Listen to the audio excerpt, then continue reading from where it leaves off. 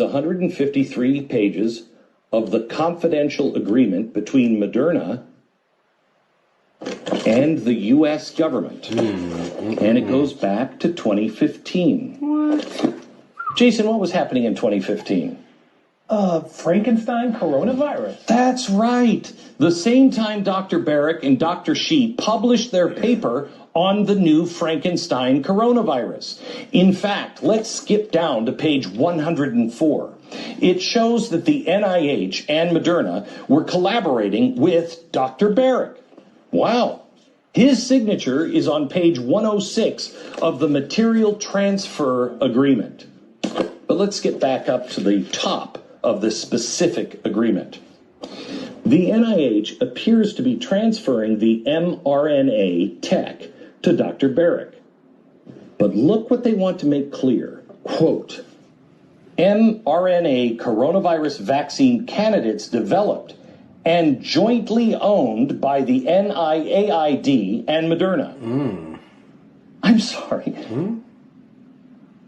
I mean, I've seen ulterior motives before, but usually you see them coming. Did you know that the government co-owns the vaccine? Oh, by the way, this is not part of the Trump's thing. This is not part of that. This is 2015.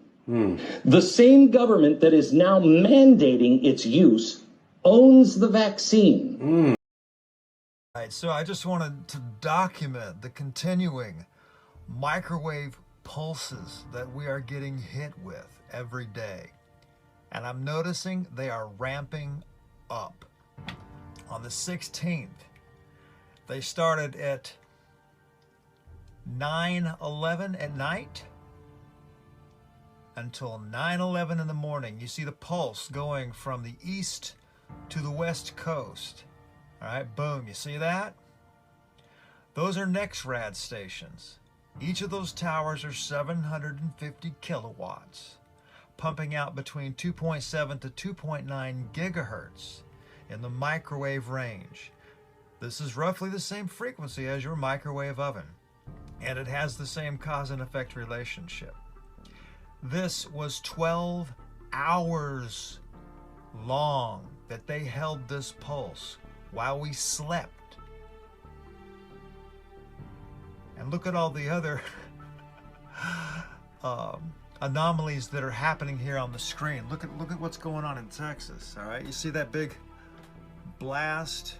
Looks like a giant laser, doesn't it? Boom, see that? And then it gets obscured by the towers. Now they can add the Doppler towers with this. NexRad has like 159, Doppler has 160. Now you can consider the HARP stations.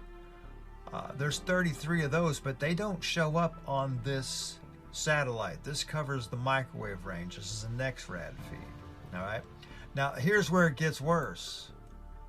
On the 17th, the next day, here you go. Starts at 8:11 and goes until 9:11 in the morning. So they increased it another hour each day.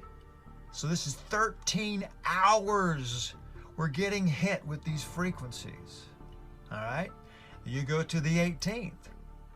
They start at 7:11 at night, going till 9:11 in the morning, increasing it to 14 hours. If you feel like hell, this is a really good reason. Look at this, man. This is insane. All across the country. Look at these. Watch these towers and these stations. This is not weather. This is not rain. The light, look, oh, would you see that huge burst coming out of Nevada? Hang on, we're gonna stop it there. Hang on. Boom. Did you see that? Let's back it up here. Stop it and back it up. What the hell's going on in Nevada, folks? Do you see this? This is insane.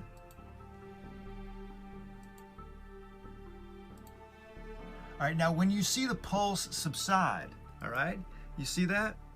What is left? We're still picking up microwave radiation. These are your 5 your 5th generation network stations that are all lighting up together. So you see how much radiation that is on its own? All right. Now we'll kick in.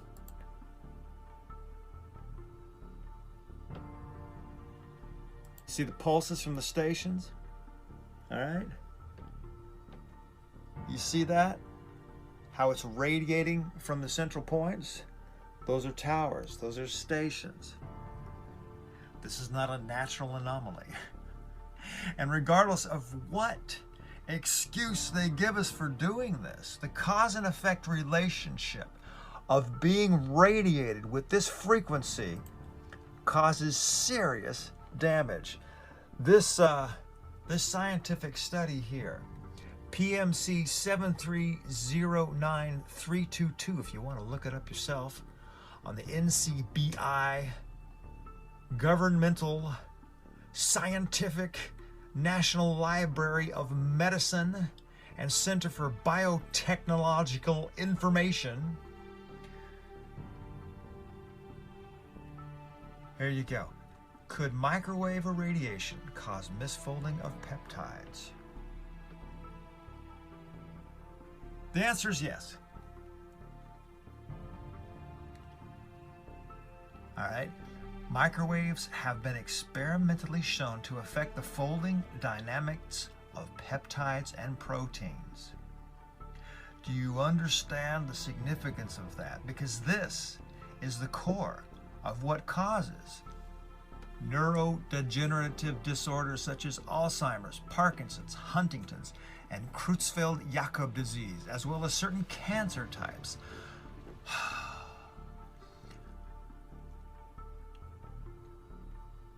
This is insane. This is the scientific proof of the cause and effect relationship of what this is doing.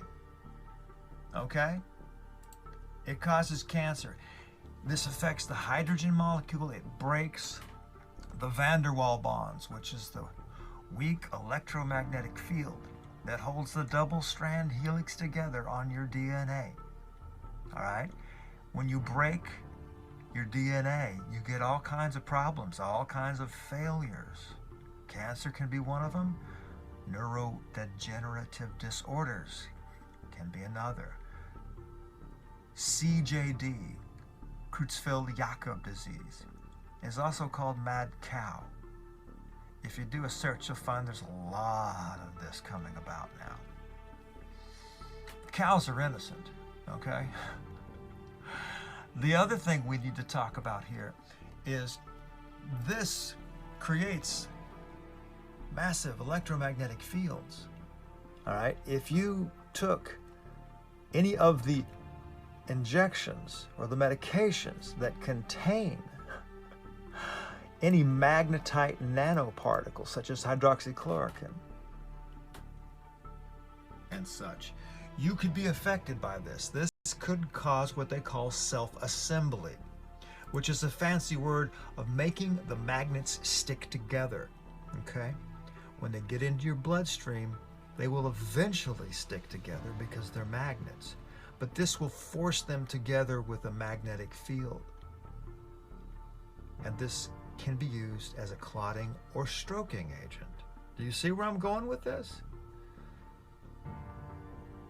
This needs to be stopped. People need to raise their voice and the awareness and say, hey, we're not going to put up with this. There is no good that can be caused from irradiating half the country at night while they sleep. Each of these stations are 750 kilowatts. All right? Some of these fields are larger than the state themselves. Just to put this into perspective. And they're pulsing it in synchronized bursts from east to west. Now this can be used for weather modification operations as well, but I've been watching this for years and I've never seen the pulsing like this. I've seen it starting with the eclipse, and each day it's getting a little bit more. And I'm wondering how how people are doing in all these areas close to these towers, how many heart attacks and strokes and other issues are happening that we're not hearing about. Anyway, I just thought I'd share this information. It would be nice if we could make it stop. Thanks.